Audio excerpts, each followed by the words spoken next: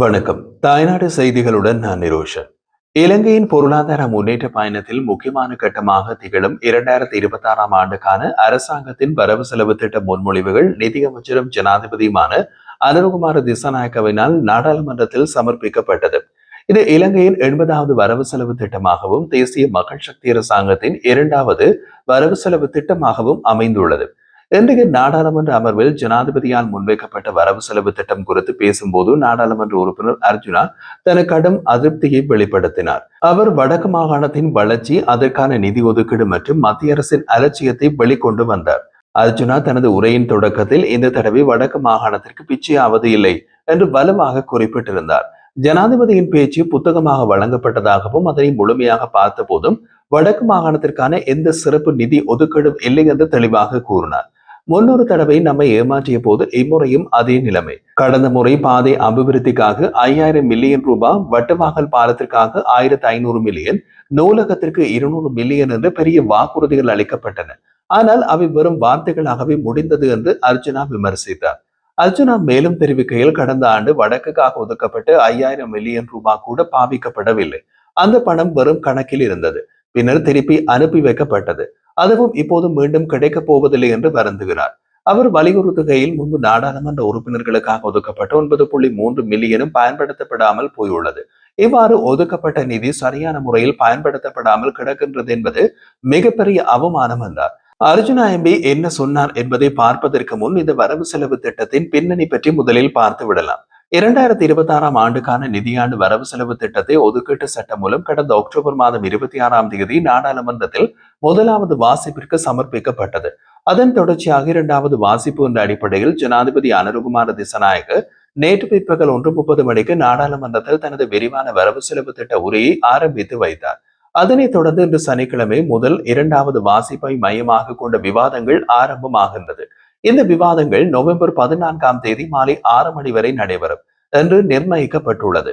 அதன் பின்னர் அந்த நாளிலேயே 2வது வாசிப்பு மீதான வாக்கெடுப்பும் நடைபெறும். பின்னர் நவம்பர் 15ஆம் தேதி முதல் டிசம்பர் 5ஆம் தேதி வரை 17 நாட்கள் குழுநிலை விவாதங்கள் நடைபெறுகின்றது. குழுநிலை விவாதங்களின் முடிவில் டிசம்பர் 5ஆம் தேதி மாலை 6 மணிக்கு 3வது வாசிப்பு வாக்கெடுப்பு நடைபெறும். இந்த காலப்பகுதியில் அரசாங்க விடுமுறைகள் மற்றும் ஞாயிற்றுக்கிழமைகள் தவிர்த்து சனிக்கிழமையை உட்பட்டு பிற அனைத்து நாட்களிலும் வரவு செலவு திட்ட விவாதங்கள் தொடர்ச்சியாக நடைபெற உள்ளன என்பதும் குறிப்பிடத்தக்கது. 2026ஆம் ஆண்டுக்கான அரசாங்கத்தின் மொத்த செலவு 4434 பில்லியன் என்று மதிப்பிடப்பட்டுள்ளது. இவற்றில் அதிகபட்ச நிதி ஒதுக்கீடு நிதியமைச்சுக்கு வழங்கப்பட்டுள்ளது. அமைச்சு வாரியாக நிதி அமைச்சுக்கு 634 பில்லியன்களும், சுகாதார மற்றும் வெகுஜன ஊடக அமைச்சுக்கு 554 பில்லியன்களும், பாதுகாப்பு அமைச்சுக்கு 455 பில்லியன்களும், கல்வி அமைச்சுக்கு 301 பில்லியன்களும் ஒதுக்கப்பட்டுள்ளன. இந்த ஒதுக்கீடுகள் நாட்டின் முக்கிய துறைகளான பொருளாதாரம், கல்வி, சுகாதாரம் மற்றும் பாதுகாப்பு ஆகியவற்றை வலுப்படுத்தும் நோக்கத்துடன் வடிவமைக்கப்பட்டுள்ளன.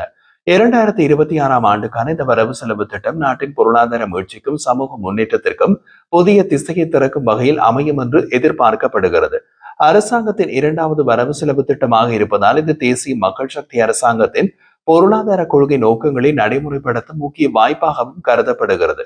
நாடாளுமன்ற விவாதங்களும் அடுத்தடுத்த வாக்கெடுப்புகளும் முடிவடைந்த பின் இந்த திட்டம் இலங்கையின் எதிர்கால வளர்ச்சி கண்ணோட்டத்திற்கான அடித்தளமாக அமையும். இன்றைய நாடாளுமன்ற அமர்வுக்கு முன் பேசிய நாடாளுமன்ற உறுப்பினர் அர்ஜுனா, அரசியல்வாதிகள் ஏன் தேர்ந்தெடுக்கப்படுகின்றார்கள், அவர்கள் மக்களுக்காக இந்த பொறுப்பை ஏற்க வேண்டும் என்பது குறித்து ஆழமான கருத்துக்களை வெளிப்படுத்தினார். அவரது பேச்சு அரசியலின் உண்மையான நோக்கத்தையும் ஒரு மக்கள் பிரதிநிதி மேற்கொள்ள வேண்டிய கடமைகளையும் வெளிப்படுத்தியது. அர்ஜுனா தனது உரையில் கூறுகையில், பொதுமக்கள் ஒருவரை வாக்களித்து நாடாளுமன்றத்திற்கு அனுப்புவது வெட்டி பேச்சு பேசவோ அல்லது கதை சொல்லவோ அல்ல. ஒரு நாடாளுமன்ற உறுப்பினர் தம் இனத்திற்கும் சமூகத்திற்கும் தேவையான நியாயமான உரிமைகள் கிடைக்கிறதா இல்லையா என்பதை ஆராய வேண்டும். அவை கிடைக்கவில்லை என்றால் வார்த்தைகள் என்றும் வாழ் கொண்டு அதனை மக்களிடம் வெளிப்படையாக கூறி அரசாங்கத்தின் நியாயமான முடிவுகளுக்காக தள்ளிச் செல்ல வைப்பதே அவரின் கடமையாகும் என்றார். அவர் மேலும் சுட்டிக்காட்டுகையில், இன்றைய அரசியலில் பலர் வெறும் அதிகார ஆசையோடு மட்டுமே இருப்பதாகவும் வரவு செலவு திட்ட அறிக்கையினை கூட ஆராய்ந்து புரிந்து கொள்ளும் திறன் இல்லாமல் இருப்பதாகவும் கூறினார். இந்த நிலைமையில் இப்போது அவர்கள் மாகாண சபையை குறிவைத்து அரசியல் விளையாட்டுகளை நடத்துகின்றனர். எனவே வாக்காளர்கள் விழிப்புடன் சிந்திக்க வேண்டிய தருணம் இது என்று அவர் எச்சரித்தார். ஜனாதிபதியால் நாடாளுமன்றத்தில் மதியம் வரவு செலவு திட்டம் முன்வைக்கப்பட இருந்த போதிலும் அர்ஜுனா காலை 9 மணிக்கு நாடாளுமன்றம் சென்றிருந்தார். இதற்கு காரணம் தமிழ் மக்களுக்கு வழங்கப்பட வேண்டிய நிதி மற்றும் திட்டங்கள் குறித்து ஆழமாக ஆராய வேண்டும் என்பது அவரது எண்ணம். இந்த வருடம் கடந்த வருடம் போல் எவ்வளவு பிச்சை போடப்பட்டது, அந்த பிச்சை போடப்பட்ட பணத்தில் எவ்வளவு தமிழ் மக்களுக்கு சென்றது என்பது குறித்து ஆழமாக படித்து வருகின்றேன் என்று கூறினார். இது அவரது அரசியல் அணுகுமுறையின் தீவிரத்தையும் பொறுப்புணர்வையும் வெளிப்படுத்துகின்றது.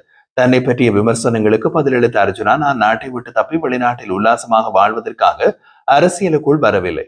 இந்த நாட்டில் வளர்ந்து ஒவ்வொரு குழந்தைகளுக்கும் எதிர்காலத்தில் ஒரு சிறு மாற்றம் ஏற்படுத்த முடியுமா என்ற எண்ணமே என்னை இயக்குகிறது என்று உணர்ச்சியுடன் தெரிவித்தார். என்னை தூற்றுபவர்கள் சமூகத்திற்கோ எதிர்காலத்திற்கோ எந்த அக்கறையும் இல்லாதவர்கள். அவர்கள் சுயநல குரல்களை தவிர மக்கள் நலனை எண்ணுபவர்கள் அல்ல.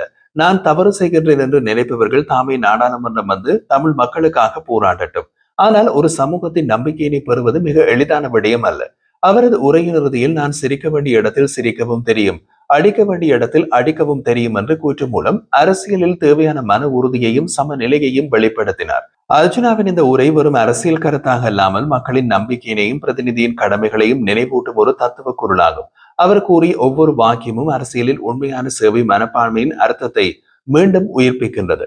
அதாவது, அர்ஜுனா தன் பேச்சின் மூலம் கூறிய முக்கியமான செய்தி, அரசியல் என்பது சுயநல ஆசையின் மேடை அல்ல, மக்களின் எதிர்காலத்தை மாற்றும் பொறுப்பு நிறைந்த போர்க்களம் என்பது. இந்த நிலையில் சமூக ஊடகங்களில் அர்ஜுனா நாடாளுமன்றத்தில் தூங்கிவிட்டார் என்ற குற்றச்சாட்டு பரவியது. இதற்கு தன்னுடைய நகைச்சுவை கலந்த பதிலை அளித்த அர்ஜுனா, வடக்கு மாகாணத்திற்காக எந்த நிதியும் ஒதுக்கப்படவில்லை, ஒதுக்கப்பட்ட நிதி கூட பயன்படுத்தப்படவில்லை. இப்படி இருக்கும் நிலையில் நித்திரை கொள்ளாமல் வேறு என்ன செய்வது என்று கேள்வி எழுப்பினார். ஒரு பாயும் தலையணையும் இருந்தால் நீட்டி நிமிர்ந்து படுத்திருப்பேன். பெரிய ஆசையுடன் காலையிலேயே நாடாளுமன்றத்திற்கு வந்தேன். ஆனால் எல்லாம் புஷ்வானம் என்று அர்ஜுனா அவருக்கு உரிய நையாண்டி பாணியில் கூறினார். அர்ஜுனாவின் இந்த உரை ஒரு அரசியல்வாதியின் கோபக்குரலாக மட்டுமல்லாமல் மக்களின் மன அழுத்தத்தையும் விரக்தியையும் பிரதிபலித்தது. வடக்கு மாகாணம் பல தசாப்தங்களாக அரசியல் வாக்குறுதிகளால் மட்டுமே வாழ்ந்து வருகின்றது. நடைமுறைப்படுத்தப்பட்ட திட்டங்கள் அரிதாகவே காணப்படுகின்றன. அவர் கூறிய பிச்சை இல்லை என்ற சொற்றொடர் வெறும் கேலி அல்ல, அது வடக்கு மக்களின் புறக்கணிப்பை வெளிப்படுத்தும் கூர்மையான அரசியல் விமர்சனம் ஆகும். அர்ஜுனாவின் பேச்சு ஒரு சாதாரண எதிர்ப்புரையாக அல்ல, அது ஒரு பிரதிநிதியின் நம்பிக்கை இழந்த குரல், தம் மக்களுக்கு நியாயம் கிடைக்காத நிலைமையினை வெளிப்படுத்தும் போராட்ட குரல். ஒரு பாயும் தலையணையும் இருந்தால் நீட்டி நிமிர்ந்து படுத்திருப்பேன். எல்லாம் புஷ்வானம் என்பது ஒரு நகைச்சுவையான வரியாக இருந்தாலும் அதன் பின்னால் அரசியல் நிர்வாகத்தின் அலட்சியத்தையும் வடக்கின் வளர்ச்சிக்கு எதிரான மௌனத்தையும் வெளிப்படுத்துகின்றது. எந்த நிலையில் அர்ஜுனாவின் இந்த கருத்துக்கள் வடக்கின் அபிவிருத்தி எப்போது காகிதத்திலிருந்து நிஜமாக மாறும் என்ற கேள்வியை எழுப்புகிறது என்பது மட்டும் நிஜம். நாடாளுமன்றத்திலே 2026 ஆண்டுக்கான வரவு செலவு திட்ட முன்மொழிவு சமர்ப்பிக்கப்பட்ட போது நிதியமைச்சரும் ஜனாதிபதியுமான அனுர்குமார திசாநாயக்க தனது உரையில் நாட்டின் முக்கியமான அரசியல் மற்றும் நிர்வாக விடயங்கள் பற்றி பல முக்கியமான கருத்துக்களை வெளியிட்டார். தனது உரையின் போது மாகாண சபை தேர்தல் தொடர்பாக எழுந்த கேள்விகளுக்கு பதிலளித்த ஜனாதிபதி அருண்குமார திசாநாயக்க, மாகாண சபை தேர்தல் பற்றி என்னால் தீர்மானிக்க முடியாது. தேர்தல் முறைமையை நாடாளுமன்றமே நிறைவேற்றி கொடுக்க வேண்டும். அதன் பின் தேர்தல் ஆணையம் தன்னிச்சையாக தேர்தலை நடத்தும் என்று தெளிவாக குறிப்பிட்டார். இந்த கூற்று மாகாண சபை தேர்தல் நடத்துவதில் அரசாங்கம் தாமதம் செய்கின்றது என்ற எதிர்க்கட்சிகளின் குற்றச்சாட்டுக்கு பதிலாகும். ஜனாதிபதி சட்டப்பூர்வ அடிப்படை இல்லாமல் எந்த தேர்தலையும் நடத்த முடியாது என்பதையும் அதற்கான சட்ட திருத்தங்கள் நாடாளுமன்றத்தின் பொறுப்பு என்பதையும் வலியுறுத்தினார். அவர் மேலும் குறிப்பிட்ட போது மாகாண சபை தேர்தலுக்கான 10 பில்லியன் ரூபாய் நிதி 2026 ஆண்டுக்கான வரவு செலவு திட்டத்தில் ஒதுக்கப்பட்டுள்ளது. இதன் மூலம் அரசாங்கம் தேர்தலை நடத்தும் நோக்கம் வைத்திருப்பது தெளிவாகும். ஆனால் சட்ட ரீதியான அடிப்படை ஏற்படுத்தப்படும் வரை அதனை முன்னெடுக்க முடியாது என்பதையும் ஜனாதிபதி சுட்டிக்காட்டினார். அவரது இந்த கூற்று மாகாண சபைகள் நீண்ட காலமாக செயலிழந்த நிலையில் அந்த நிர்வாக அமைப்புகளை மீண்டும் இயல்புபடுத்த வேண்டிய அவசியத்தை வலியுறுத்துகிறது. உரையின் போது ஜனாதிபதி அனுர்குமார திசாநாயக்க எதிர்க்கட்சி தலைவர் சஜித் பிரேமதாச குறித்து ஒரு நேர்மையான பாராட்டையும் வெளியிட்டார். சஜித் பிரேமதாச ஊழல் மோசடியாளர்களுடன் ஒன்றிணைய மாட்டார். அவருடைய அரசியல் நிலைப்பாட்டுக்காக அவருக்கு நான் நன்றி தெரிவித்துக் கொள்கின்றேன். இந்த கூற்று நாடாளுமன்றத்தில் கவனம் ஈர்த்தது. ஏனெனில் இது அரசியல் எதிரணியை எதிர்த்து கடுமையாக விமர்சிக்கும் வழக்கமான நடைமுறைகளை மீறிவை ஒரு வகை நாகரிக அரசியல் கலாச்சாரத்தை வெளிப்படுத்தியது. மேலும் உள்ளூராட்சி மன்றங்களின் செயல்திறனை உயர்த்தும் நோக்கில் 2500 மில்லியன் ரூபாய் நிதி ஒதுக்கீடு செய்யப்படும் எனவும் ஜனாதிபதி அறிவித்தார். நாட்டின் அடிப்படை நிர்வாகம் மக்களுடன் நேரடி தொடர்புகளை உடையது. உள்ளூராட்சி மன்றங்கள் வலுவாக இருந்தால் மட்டுமே மக்கள் நல சேவைகளை சரியாக சென்றடையும் என்று கூறுகிறார். ஜனாதிபதி அனுர்குமார திசாநாயக்க வழங்கி இன்றைய வரவு செலவு திட்ட உரை வெறும் நிதி ஒதுக்கீடுகளை மட்டுமல்லாமல் அரசியல் நிலைப்பாடுகளையும் நிர்வாக சீர்திருத்தங்களையும் வெளிப்படுத்தியது.